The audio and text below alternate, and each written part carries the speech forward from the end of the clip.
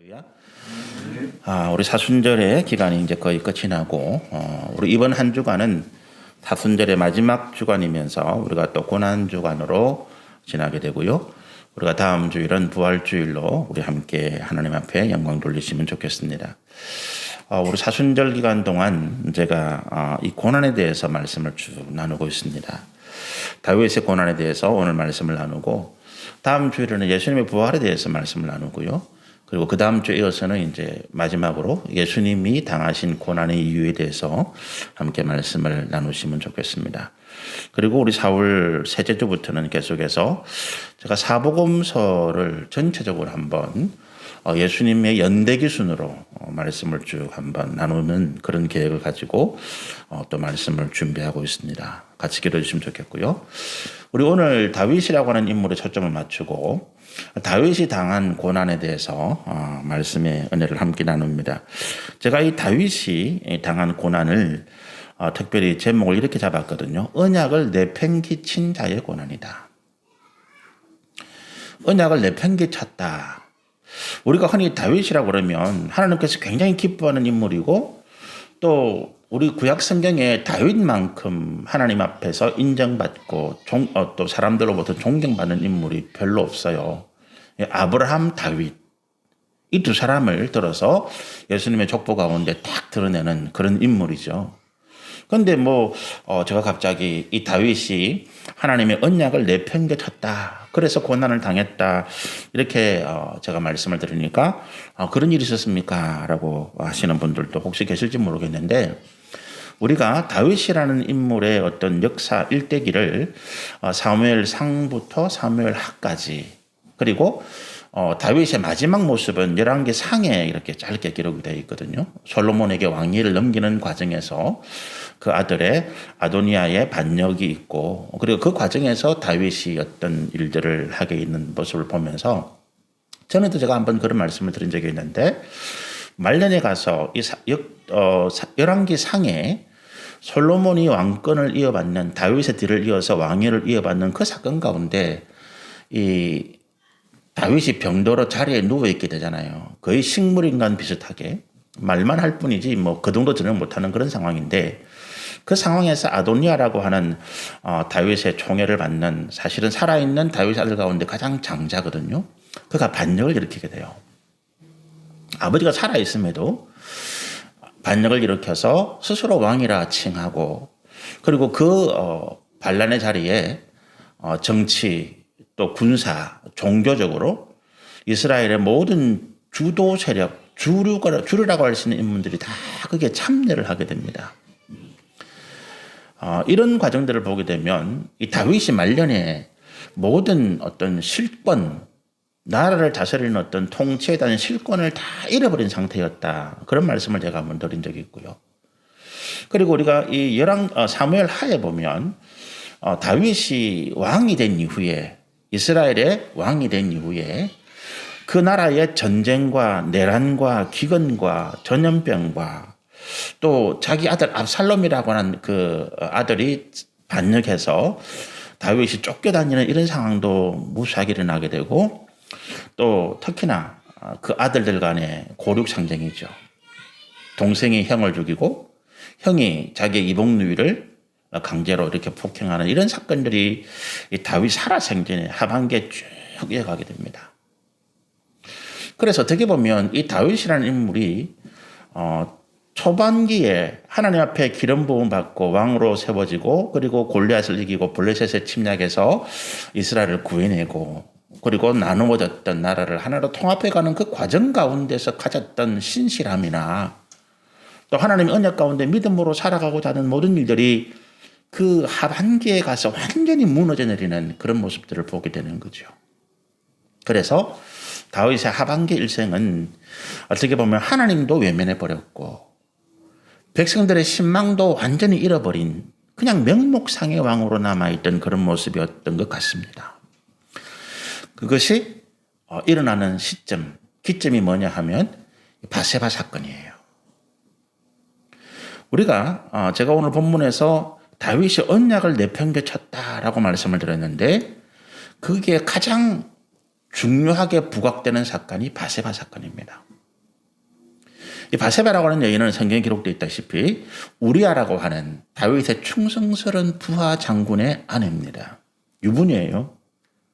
그리고 이 바세바 사건이 일어났던 그 시점은 다윗은 지금 평안하게 왕궁에 있는 반면에 그 다윗의 군대 총사령관이죠. 요압을 비롯해서 모든 다윗의 군대들은 지금 적진에 나가서 목숨을 걸고 싸우고 있는 상황 가운데 있는 모습입니다.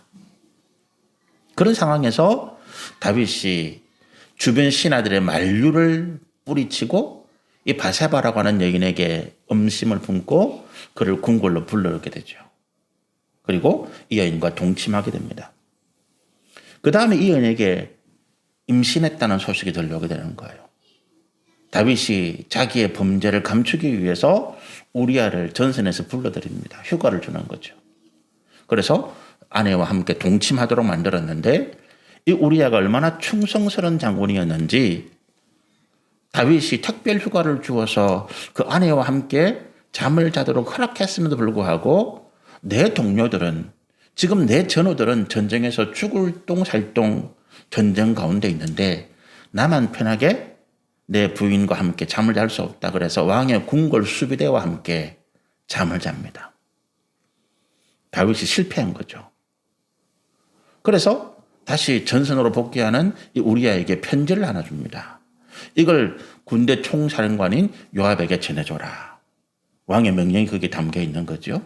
근데 그 편지에는 뭐라고 써 있는 거니까 요압에게 말하기를 이 우리아를 최전선에 내세워서 그가 적과 부딪힐 때에 다른 군사들은 다 뒤로 후퇴시켜버리고 그래서 우리아 혼자만 남게 만들어서 그 전쟁에서 죽도록 만들어라.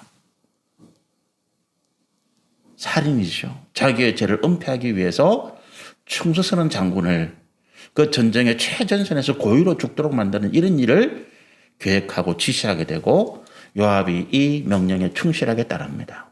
그래서 우리아가 그 전쟁에서 죽게 되죠. 그리고 과부가 된 남편이 없는 이 바세바를 다윗이 자기 궁궐로 자기 부인으로 맞아들이게 되고 그때 아이가 하나 태어나는데 솔로몬은 아니에요.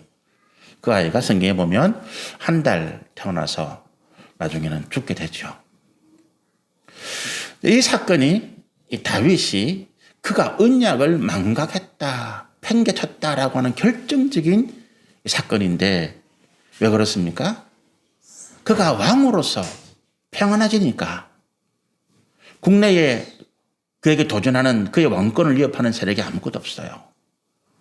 주변에 그동안 끊임없이 이스라엘을 침략하고 공격해왔던 주변의 나라들을 하나씩 정복해 가고 있습니다. 이제 마지막 정복 전쟁이에요. 그러니까 굳이 다윗이 전쟁에 나갈 이유가 없어요. 자기 군대만 보내도 충분하게 이제 주변의 나라들을 다 복속시키는 그런 과정에 있습니다. 평안한 거예요. 자기 왕권도 든든하게 안정돼 있고 왕권이 안정돼 있다 보니까 많은 재물도 그에게 들어오고 있고 그를 위협할 만한 어떤 것도 없습니다. 이런 상황에서 그가 자신의 정욕에 빠졌더라라고 하는 것입니다. 여러분 우리가 우리 인생에서 목적과 목표라고 하는 것이 있어요. 그죠? 우리가 내가 이 땅에서 내가 뭔가 한번 일을 해서 성공해 보겠다라고 하는 것은 목표예요. 이 목표는 인생의 목적을 달성하기 위한 과정이고 도구고 수단입니다. 우리 정치를 하시는 분들이 가장 착각하는 게 이거예요. 왜 대통령을 하려고 하는지, 왜 국회의원을 하려고 하는지, 왜 경남도지사, 창원시장, 서울시장, 부산시장을 하려고 하는지를 잊어버리는 거예요. 대통령이 되고자 하는 목적이 뭡니까? 대통령으로서 내가 마음껏 내 권한을 나타내고 또 나하고 연관있는 사람들을 한 자리 주고 이건 대통령이 아니에요. 대통령이 되기까지, 국회의원이 되기까지, 시장이 되기까지 자기가 신세를 지고 뭔가 은혜를 받은 사람이 있다 칩시다. 그러나 대통령으로서 국가와 민족을 위한 일을, 시장으로서 국회의원으로서 국가와 민족을 위한 일을 하기 위해서는 사적인 것은 잊어버려야 되는 거죠. 사적인 것은 산적이죠. 그래서 우리 공직에 나서는 사람들에게 네 가지 사자성어가 있잖아요. 사자성어. 그게 대표적인 게 뭐냐면 멸사봉공이라는 것입니다. 멸사. 내 사적인 것은 지워버린다. 뭐 하기 위해서? 공공의 이익, 공적인 어떤 목적을 이루기 위해서 내 사적인 이익이나 원하는 내 사적인 어떤 은혜의 관계들은 잊어버린다는 거예요. 이것이 국가와 민족을 위해서 공적인 직무에 나서고자 하는 사람들. 그렇게 해서 뭔가 내 어떤 중간에 목표를 이룬 사람들이 가져야 할 마음인 거죠. 근데 이게 참 어려운가 봐요. 저는 뭐 안 돼봐서 모르겠지만 저도 뭐 그런 자리에 오른 다음에 제가 변하지 않는다는 저는 보장을 못 합니다. 그건 굉장히 어려운가 봐요. 다윗도 그런. 왕이 되기 전에 하나님께서 그에게 주신 사명이 뭐였습니까? 언약이 뭐였습니까? 성경에 보면 크게 세 가지 이스라엘의 왕으로 세운 자들, 사사기를 비롯해서 이스라엘의 지도자로 세운 자에게 하나님께 주신 세 가지 중요한 목적이 있어요. 그거는 시대가 바뀌어도 똑같아요. 사람이 바뀌어도 똑같고 오늘 교회가 오늘 목회자들이 오늘 주의 백성들 가운데서 세상에서 하나님께서 들어서시는 사람들에게 주신 목적도 똑같아요. 첫 번째는 뭐냐 하면 고아와 과부와 나그네 같은 하나님의 백성들을 돌보라는 거예요. 구약 성경에 하나님께서 가장 관심을 가지는 사람들이 세 부류 있다 그랬잖아요. 고아와 과부와 나그네다. 하나님 외에는 의지할 분이 없는 사람들. 하나님 외에는. 그래서 이들을 하나님께서 돌보기 위해서 이스라엘을 하나님께서 고아와 과부와 나그네 같은 그런 존재로, 그런 연약하고 그런 어려움 가운데 있는 그런 존재로 여기셔서 그들을 돌보고 보호하고 인도하기 위한 지도자, 목자와 같은 그런 존재로서 왕을 세우시고 지도자를 세우십니다.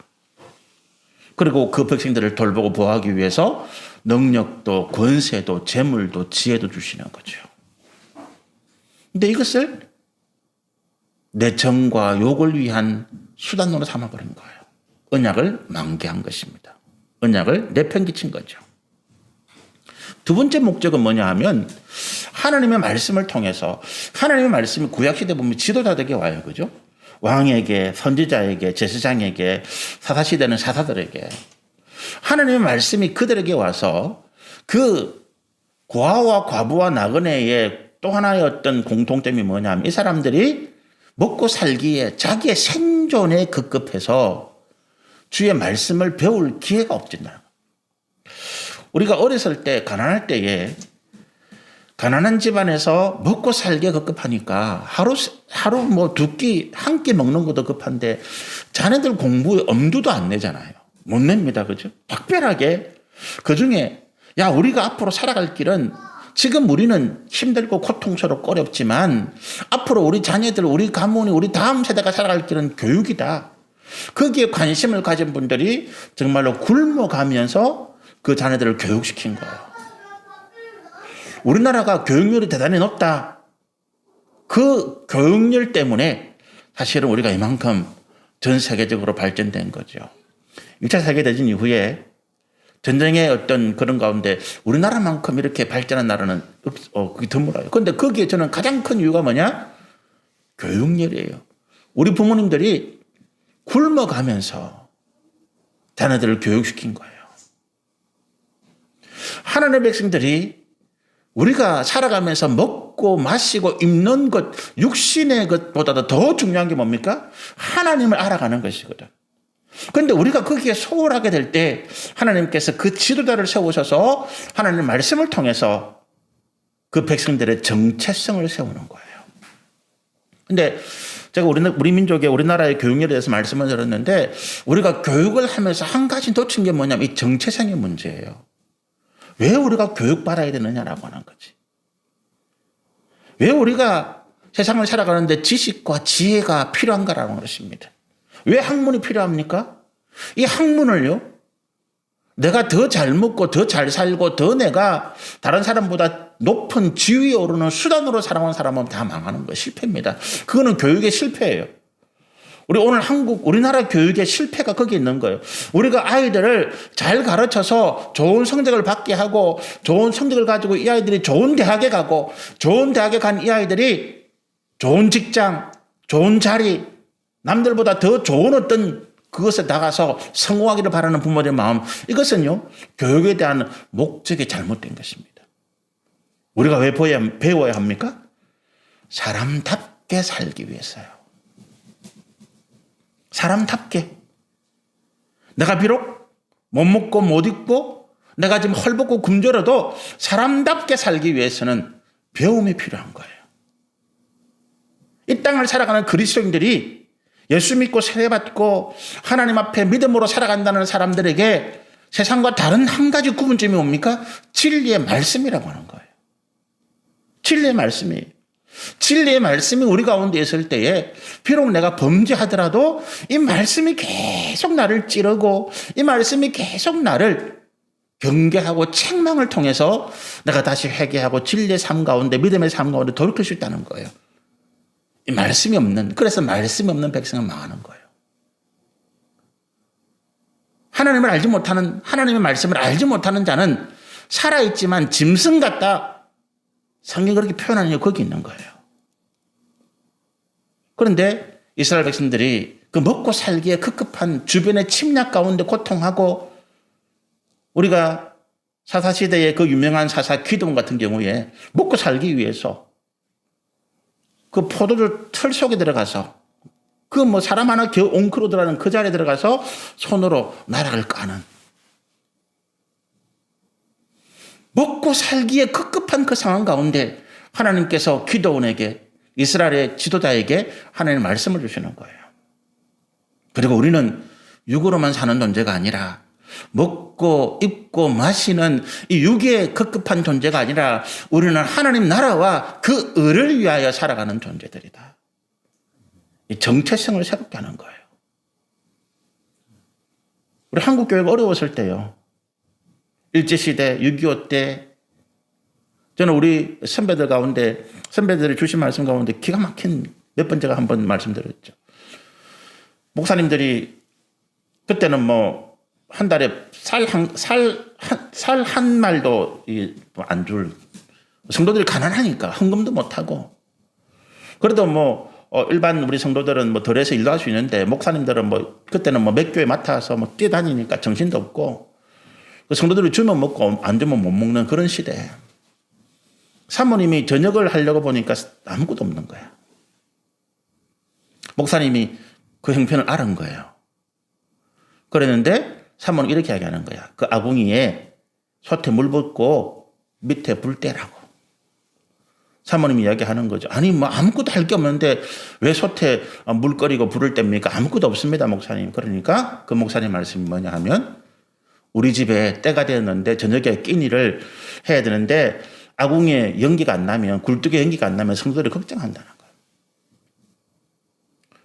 여러분, 우리가 먹을 것, 입을 것, 마실 것이 없어도 하나님의 진리의 말씀 가운데 살아가는, 하나님 나라와 그 의를 위하여 살아가는 하나님의 백성이라는 정체성, 이것이 우리를 세우는 거예요. 이것이 우리를 세우는 것입니다. 이 정체성이라는 거는요, 내 혼자서는 이게 개념이 안 서요. 정체성이 많이 흔들리는 분들 있잖아요. 나는 도대체 누군가? 그죠? 나는 도대체 누군가? 엄마, 아내, 주부, 여기에 막 기다려가니까 그렇게 막 살다가 한 50대 초반, 40대 후반 돼가지고 이제 애들 다 크고 이제 고등학교 졸업하고 대학교 뿔뿔 흩어지고 남편도 이런 게 하고, 나는 한평생 내가 결혼해서 20년, 30년 동안 뒷바라지만 하다 보니까 내가 남는 게 없어. 그래서 많은 주부들이 50대 초반에 갱년기뿐만 아니라 우울증을 격심하게 겪는 이유가 자기 정체성이에요. 나는 뭐 때문에 살아왔나? 난 도대체 뭐 하며 살아왔나? 남편은 사회생활 하면서 듣고 보고 사람 관계도 많은데 나는 집에 구석에 박혀가지고 아는 것도 없고 뉴스를 들어도 무슨 말인지 모르겠고 남편한테 물으니까 그것도 모르나 무식한 예편이라고 욕이나 하고 아이들도 상대를 안 해주고 그렇게 극심한 우울에 내 정체성이 뭔가라고 하는 거예요. 그런데 이 정체성은 하나님과의 관계에서 세워지는 거예요. 그렇게 살아다 칩시다. 우리 주부들이, 우리 아내들이, 그래, 나는 결혼해가지고 애 뒷바라지 해주고 남편 뒷바라지 해주고 열심히 밥하고 설거지하고 청소하고 그러고 나니까 나는 아무것도 없다. 하나님 안에서 내가 받은 믿음의 삶이 있잖아요. 이게 깨어지니까 인생이 허무한 거예요. 그러나 그렇게 살았다 하더라도 내가 기도해서 무릎 꿇고 내 아이들 잘 때, 내 남편이 밤늦게 들어오지 않을 때, 집에 어려움이 닥칠 때 내가 무릎 꿇고 기도하고 그래서 그 하나님이 내 자녀, 내 가정, 내 남편을 지켜왔다. 그 정체성이 있으면 내 무릎 꿇은 것 후회가 안 되는 거예요. 지금도 나는 무릎을 꿇을 수 있는 거지요. 하나님의 관계예요. 목회자 마찬가지입니다. 나는 내가 20년, 30년 목회했는데 나는 왜 이래? 왜 평생 시골에서 이렇게 하다가 그냥 이게 무슨 목회야? 천만의 말씀. 시골의 강단에서 아무도 없는 그 강단에 혼자 나라와 민족을 위해서 기도하고 주변의 사람들을 위해서 기도하고 성도를 위해서 기도하고 하나님의 거룩한 역사를 위해 기도하는 아무도 알아주지 않지만 주의 복음을 전하기 위하여 수고하는 선교사들 이름을 불러가면서 기도하고 그게 내 정체성이에요. 그래서 후회가 없는 인생이지. 남들이 알아주지 않아도. 우리 찬송가 가사 그렇죠. 이름도 없이 빛도 없이 이런 표현. 그죠? 그게 왜 그렇습니까? 이름도 없이 빛도 없이 아무도 나를 알아주지 아니해도 내가 하나님과의 관계에서 내 정체성, 나는 기도하는 사람이고 나는 하나님의 진리의 말씀 가운데 내가 하나님 나라와 그 의를 위하여 살아가는 사람이라는 그 정체성만 확실하면 나는 성공한 인생인 거예요. 병상에 누워서도 마찬가지예요. 한평생 병상에 누워서도 마찬가지고 내가 아무것도 하나님 교회를 위해서 나는 헌금한 적도 없고 아무것도 들을 것이 없습니다. 그래도 마찬가지예요. 나는 하나님 나라와 그 의를 위해서 나는 기도하고 내 믿음 지키며 살아가는 사람이다. 그렇잖아요. 여러분, 우리가 소외된 계층의 슬픔이 뭡니까? 없어서 고통스러운 거예요? 아니, 나는 세상에 아무 쓸모가 없는 존재다라고 느낀 거예요. 나는 세상에 아무 쓸모가 없는 존재다. 그랬는데 내가 하나님 관계에서 하나님 주신 말씀 가운데서 내가 믿음으로 나를 바라보니까 아니야. 나는 하나님 나라와 그 의를 위하여서 나는 기도하는 존재고 내 기도를 통해서 하나님께서 이 땅에 거룩한 역사를 이루어간다는 사실을 내가 믿음으로 바라보니까 나만큼 대단한 사람이 없는 거지요. 그래서 예수님 주변에 그 은혜를 깨닫고 주의 그 말씀 가운데 나온 사람들이 그 모습 그대로 쓰임 받는 거예요. 그 모습 그대로. 여러분, 예수님을 따르는 사람들이 뭔가 예수님의 제자가 세상에서 뭔가 입지가 확 뒤바뀌지고 어제까지 가난한 사람들이 오늘 갑자기 부자가 되고 어제까지 세상에서 멸시와 천대를 받던 사람들이 오늘 존경을 받고 그런 사람이 없어요. 그런 사람이 없어요. 똑같아. 삭개오 여리고의 그 난장이 놀림받는 그 갑자기 키가 커졌습니까? 아니, 똑같아. 사람들로 손가락질 여전히 받아요. 그런데 뭐가 바뀌었다고요? 내가 세상에서 쓸모없는 사람. 예수님을 따르는 수많은 여인들도 마찬가지 아니에요. 세상에 손가락질 받고 쓸모없는 사람이라고 인정받았던 내 스스로 그렇게 생각했던 내가 아니라는 거예요. 하나님 나라와 그 일을 위하여서 내가 쓰임되고 있다는 거지. 내 기도가 내가 이 상황 가운데서 믿음 지켜나가는 내 삶의 모습이 하나님께서 보실 때에 잘했다, 착하다, 충성되다 그렇게 말씀하시더라는 거예요. 그걸 깨달으니까 힘이 나는 거예요. 오늘 교회 지도자들이 해야 될 일이 그거예요. 하나님의 말씀을 통해서 저는 오늘 우리 대통령을 비롯하여서 정치에 사회, 경제, 지도자들이 해야 될 일이 그거예요. 국민들이 지금 낙심해 있잖아요. 아무것도 할 수가 없어. 절망 가운데 있어. 뭐 2주 지나면서 규제가 풀어지나 또 연장. 이게 뭐 언제까지 평생 이렇게 갈지도 몰라요. 그런 상황에서 지도자가 뭘 합니까? 우리가 이 상황에서 이 고통과 이 어려움과 이 괴로움을 견뎌나가고 묵묵히 일해나가는 여기에 우리 자녀들, 우리 민족의 미래가 여러분에게 달려있다는 거예요. 가게 어려워서 문을 닫고 힘들어서 고통하는 그 사람들 위로해주고 용기를 북돋아주고 당신들의 인생이 헛된 것이 아니다. 지금 우리 국민들이 절망하고 분노하는 게 그거잖아요. 국민들은 지금 가게 문을 닫고 직장을 잃어버리고 학교를 못 가고 고통 가운데 있는데 고급 정보를 빼가지고 자기들 많은 정보를 빼가지고 뭐 갑자기 뭐 주식 땅 투기하고 뭐 어떻게 해가지고 뭐 돈을 여기에 분노하는 거죠. 그럼 우리는 도대체 왜 참았는데 이런 마음. 내가 왜 참았는데. 지도자들이 이 마음을 잃어버리니까 나라에 위로가 없는 거죠. 하나님이 그렇게 해주시는 거예요. 아니다. 우리가 고아 같고 과부 같고 나그네 같고 이 땅에서 소외되고 아무것도 할 것 없는 그런 인생이 아니다. 하나님 우리 가운데 주신 은혜가 거기 있는 거죠. 다윗이 그것을 잊어버렸다라고 하는 것입니다. 그가 왕이 되어서 그 지치고 힘들고 고통 가운데 있는 백성들에게 위로하고 하나님 말씀으로 새 힘을 주고 용기를 주어서 그 삶 가운데 거룩한 하나님의 나라를 이루어갈 주역으로 일꾼으로 세워나가야 되는데 그거를 망각해버리고 자기의 정욕과 탐욕으로 살아갔더라라고 하는 것입니다. 다윗에게 왔던 그 모든 처참한 실패와 고통과 다윗의 하반기에서 왕으로서 겪었던 고통이에요. 그 이유입니다. 오늘 본문은 우리가 다윗의 마지막 그 에피소드예요. 그런데 이 에피소드가 열왕기상으로 연결되어지면서 뭘 우리 가운데 말씀하고 있는가 하면 다윗이 말년에 그가 망각하고 내팽개쳤던 하나님의 언약을 다시 회복해야 되는 계기, 동기가 오늘 말씀인 거예요.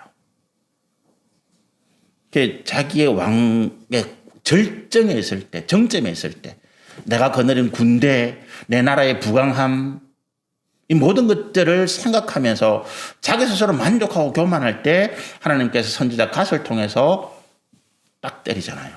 네가 범죄했다. 다윗이 그걸 깨닫습니다. 그리고 하나님께서 그에게 3가지 징계를 내리려고 합니다. 하나 선택해라. 그런데 다윗이 선택한 게 뭡니까? 3번째, 3일 동안 온 나라에 전염병이 도는 거. 첫 번째는 뭐냐면 7년 동안 그가 쫓겨다니는 거예요. 다윗 생각하니까 너무 길어. 7년 쫓겨다 죽을 수도 있겠다. 하나님이 두 번째 건 뭡니까? 3년 동안 이 땅에 기근이 있는 거. 뭐 이렇게 하겠죠. 석 달 동안 7년 기근이고 7년 동안 이 땅에 흉년이 있고 석 달 동안 쫓겨다니는 것이고 마지막으로 3일 이렇게 이야기한 거예요. 다윗이 3일을 선택합니다. 자기에게 있어서 가장 피해가 적은 것. 어떻게 생각하면 3일 눈 딱 감고 지나면 될 것 같은. 그랬는데 이 3일이 백성들에게는 거의 멸망에 이르는 그런 기간이었다라고 하는 거예요. 이게 얼마나 극심했는지 우리가 16절의 말씀을 읽어보실까요? 천사가 예루살렘을 향하여 그의 손을 들어 멸하려 하더니 이제 온 나라를 뒤엎어버리고 마지막으로 예루살렘 그 거룩한 하나님 도성을 향해서 전염병이 막 치고 들어오려고 합니다. 그런데 그 다음에 기가 막힌 말씀이 있어요. 여호와께서 이 재앙 내리심을 뉘우쳤다. 후회했다는 것입니다.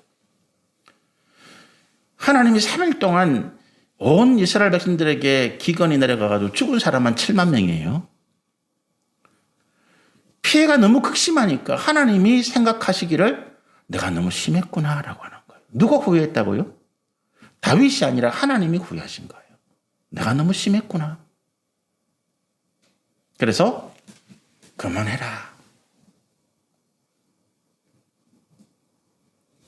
그 정도로 다윗이 자기가 생각할 때, 야, 이거 내가 3일 동안 눈 딱 감고, 귀 막고, 눈 감고 있으면 지나갈 것. 그랬는데, 자기 편하자고 선택한 이것이 온 나라를 멸망 가운데 이끌어갈 만한 큰 재앙이었다라고 하는 것입니다. 이런 것만 봐도 다윗이 백성들의 안위, 백성들의 삶에는 별로 관심이 없는 사람이었다라고 하는 걸 알 수 있는 거죠. 그랬는데 다윗이 고백하고 회개하는 모습이 나옵니다. 17절 읽어보십시오. 다윗이 백성을 치는 천사를 보고 여호와께 아뢰어 이르되, 그가 눈이 떠진 거예요. 천사를 본 것입니다. 하나님께서 그 진노와 저주와 죽음을 명하신 천사를 본 거죠. 하나님의 진노와 저주와 죽음의 실체를 본 것입니다. 내가 지금 뭔 선택을 했나? 그걸 깨달았다는 거예요. 내가 지금 뭔 짓을 한 거야? 여기저기서 죽음의 보고가 들어옵니다. 어느 도성에서는 다 죽었습니다. 어느 도성에는 70% 죽었습니다. 살아남은 사람이 거의 없습니다. 이런 보고들이 막 들어오는 거예요. 그 보고를 받는 다윗이 정신을 번쩍 차린 겁니다. 내가 지금 뭔 짓을 한 거야? 그러면서 그 다음 이런 이야기 하죠. 나는 범죄하였습니다. 악을 행하였습니다. 그런데 이 약물이, 이 백성들은 무슨 죄가 있습니까? 라고 하는 거예요. 지도자 잘못 만난 죄입니다. 라고 하는 거죠. 지도자가 죄를 지었으면 지도자를 치셔야 마땅한데 왜 백성을 치십니까? 선택을 누가 했어요? 다윗이 한 것입니다. 그런데 다윗이 하나님께 원망하는 거예요. 하나님, 제가 그런 잘못된 선택을 하더라도 하나님께서 바로 잡아주셔야 되는 거 아닙니까? 깨닫는 거죠. 우리가 하나님의 공의를 그렇게 깨닫는 거예요. 내가 잘못 선택해도 목사인 제가 욕심에 사로잡히고 정욕에 사로잡혀서 제가 뭔가 잘못된 선택을 하고 그래서 교회가 막 흔들릴 때 피해 입는 건 성도들이 피해를 입어요. 그죠? 그런데 하나님의 공의는 그렇지 않더라는 거예요. 지도자가 잘못했으면 지도자가 책임을 지는 거죠. 백성이 잘못해도 지도자가 책임을 지는 것입니다. 비로소 자기의 책임, 하나님께서 왜 나를 왕으로 세우셨나는 그 언약을 다시 깨닫게 되는 고백이 이거예요. 그래서 그 다음에 뭐라고 합니까? 이 백성들은 놔두고 나와 내 집안을 치십시오. 차라리 내 자녀를 다 죽이세요. 이 말이에요. 하나님, 차라리 내 자녀들을 다 죽이세요. 그것이 하나님의 마음이잖아요. 여러분, 우리가 다윗의 고백과 회개라고 하는 것은 정말로 우리가 하나님 앞에 회개하고 우리의 죄를 고백하게 될 때 단순히 내가 잘못했습니다라고 하는 것이 끝나지 않습니다. 뭐를 기억하게 만들어요? 내가 하나님 앞에 서원했던 것. 하나님 나를 목사 되게 해주시면, 나를 목사로 이끌어 주시면 나는 이런 일을 하나님 일을 하고 싶습니다. 잃어버렸던, 하나님 나를 사업 잘 되게 해주시면, 하나님 내 가정에 평안 주시면, 하나님 나를 병을 고쳐주시면 내가 하나님 앞에서 이런 믿음의 일을 하겠습니다. 라고 했던. 근데 그게 잊어버리고 있었거든. 잘 되니까. 회개를 통해서 그걸 기억하는 거예요. 참된 회개가 우리를 하나님 앞으로 이끌어간다고 할 때 이야기예요. 참된 회개는 단순히 내가 잘못했습니다라고 하는 것이 아니라 내 본분, 내 정체성, 내가 놓쳐버렸던 믿음의 역사들을 다시 내 앞에 세우는 거예요. 그리고 이 고백은 우리가 잃어버렸던 하나님의 계획을 다시 깨닫는 거죠. 그래서 우리가 회개와 고백이 중요한 거예요. 그냥 잘못했습니다가 아니야. 뭔가 이게 기준이 있을 거 아니에요. 이 기준이 있는데, 표준이 있는데, 법이 있는데 내가 여기에 따라서 잘못한 거지. 내가 무조건 잘못했습니다. 이거는 말이 안 되는 이야기예요. 우리가 자녀들을 훈계하고 야단칠 때도요. 자녀가 무조건 잘못했어요. 이거는 엄마나 부모님이 그 자녀를 질책하고 아니면 매를 때릴 때 두려워서 하는 이야기지. 진짜로 잘못을 깨닫고 하는 이야기가 아니에요. 그 자녀를 매로 때리면 안 돼. 매로 때리면 이 자녀들이 무조건 잘못했다고 한다고. 그 매를 안 맞기 위해서. 뭐 어떻게 해야 되느냐? 기준과 표준을 얘기해 주는 거지. 네가 지금 이렇게 했어야 되는데, 아니면 네가 마땅히 이런 일들을 계획하고 준비했어야 되는데 너는 여기에서 그렇지 못했다라고 하는 거예요. 그게 인정이 되어줘야 돼요. 그래야 개선하고 다시 새로워질 여지가 있는 거지. 뭘 잘못했는지도 모르는데 그냥 매를 때리니까 내게 고통을 주니까 그걸 피하기 위해서 무조건 잘못했어요 하는 그건 아무 의미가 없는 거예요. 내가 뭘 잘못했는지 모르는데. 오늘 다윗의 고백과 회개가 우리 가운데 위대한 하나님의 메시지를 주시는 이유가 이거예요. 다윗이 하나님께 자기에게 주신 그 사명, 그 언약, 하나님의 계획하심을 기준으로, 그래요. 하나님 잘못은 내가 했으면 뭔 잘못했다고요? 구약시대에, 전제 군주시대에 왕이, 우리나라 조선 역사만 봐도 그런 일 많잖아요. 당나라 현종이라는 왕은 자기 며느리 그 유명한 양귀비예요. 자기 아들, 다음에 자기 뒤를 이어서 왕이 될 그 왕세자의 부인, 자기 며느리 보니까 너무 이쁘거든. 그래서 그 며느리를 자기 부인으로 삼기 위해서 아들을 치워버리고 며느리를 자기 부인으로 삼는, 그게 유명한 양귀비예요. 그런 일이 비일비재하다고. 우리가 조선 사극 드라마 보면 왕은 수치가 없다, 왕은 무치다 이런 이야기를 해요. 왕이 뭐 윤리적으로 뭔가 하는 거는 그거는 일반 평민들이 생각하는 잣대로 판단해서는 안 된다는 이야기거든. 왕은 수치가 없다, 부끄러움이 없다 이런 이야기를 해요. 얼마나 교만한 이야기입니까? 그런 시대예요. 그런 시대에 다윗이 내가 왕인데 내 마음대로 할 수 있잖아요. 이게 아니었다는 거예요. 하나님께 세우신 그 지도자, 하나님이 세우신 왕은 고아와 과부와 나그네 같은 그 백성들을 돌보고 살리고 인도하고 하나님의 은혜의 말씀 가운데 새롭게 하는 일들을, 그게 왕의 책임이었다는 거예요. 그걸 그가 망각하고 있었고 오늘 이 사건을 통해서 다시 깨닫게 된 거죠. 하나님, 제가 죄를 지었습니다. 하나님께 제게 주신 그 왕의 책무, 나를 왕으로 세우고 나를 이스라엘의 지도로 세우신 그 하나님의 계획과 내게 주신 그 언약을 내가 잊어버리고 내팽개쳤습니다. 이것이 다윗의 죄가. 오늘 우리의 죄가 그런 거예요.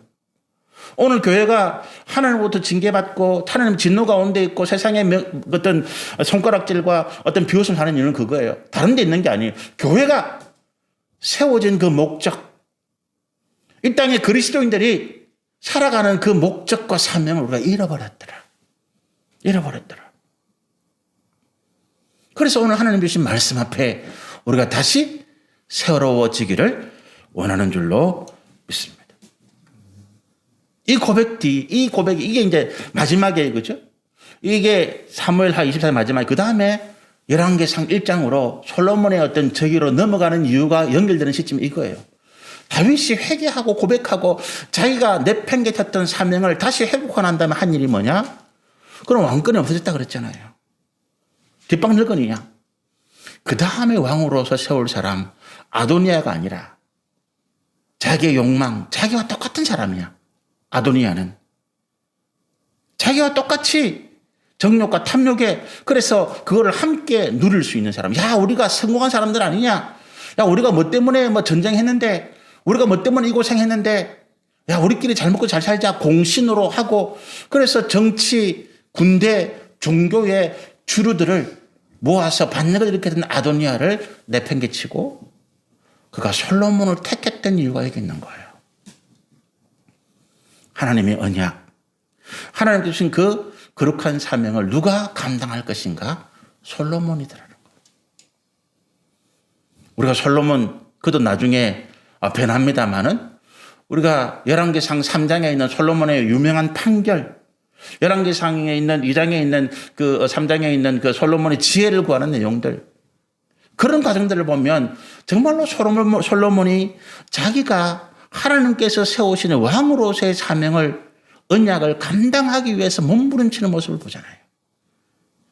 기본 산당에서 그가 천번제를 드린 다음에 하나님께서 그에게 물을 때에 솔로몬이 하나님 나는 지혜를 원합니다. 하나님 마음을 주십시오라고. 그 기도 하나만 봐도 그래서 솔로몬 시대에 평화가 이루어지죠.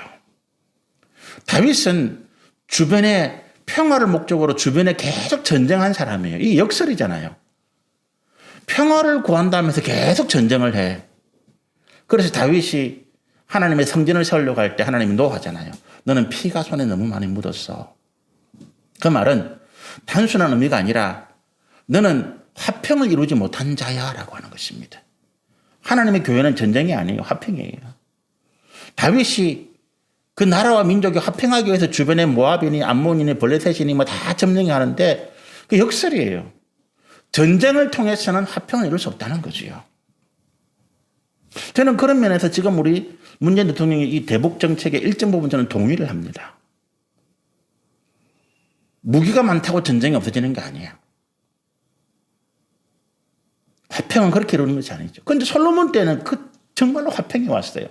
이집트 북쪽에 있는 아수르 중개를 해서 무역을 이루고 그가 하나님 말씀, 그가 자문과 지혜가 뛰어나는 사람, 소문이 온 세상에 퍼지니까 저 멀리 아프리카 중부 지역에 있는 그 나라 스바라고 하는 여왕이 찾아와서 솔로몬의 자문, 하나님의 말씀을 듣기 위해서 오잖아요. 다윗이 이 고백, 이 마지막 하나님 앞에 자기가 망각했던, 잊어버렸던, 내팽개쳤던 언약을 다시 회복하면서 그 시대는 끝났지만 그러나 그 다음 대에 하나님의 언약을 이룰 자로 솔로몬을 세우는 거예요. 저는요, 우리가 한국교회가 또 제가 우리 여러분들이 하실 일들이 이렇게 생각해요. 내가 안 되면 그 다음 대에 계속해서 하나님의 약속, 하나님의 나라, 하나님의 거룩한 언약을 이룰 다음 세대, 다음 일들을 계획하고 준비하고 시도해 나가는 거예요. 우리가 여기에 실패하면 우리의 미래는 없습니다. 그러기 위해서 오늘 다윗처럼 우리가 이 참담한 고통과 고난과 실패와 어려움 가운데서 하나님 앞에 회개하고 고백하는 가운데 내 잃어버렸던 팽개쳤던 언약을 회복하는 거예요. 나는 하나님께서 이 땅 가운데 육신으로 먹을 것으로 살아가는 존재가 아니라 하나님의 나라와 그 의를 위하여 살아가는 존재로 세우신 사람들이다. 저와 여러분입니다. 하나님께서 우리 가운데 그와 같은 은혜를 베푸셔서 다시 이 나라와 이 민족을 또 우리의 후손들, 우리의 자녀들을 은혜 가운데 화평케 하시는 거룩한 일들을 이루어 가시기를 소원하고 축복합니다.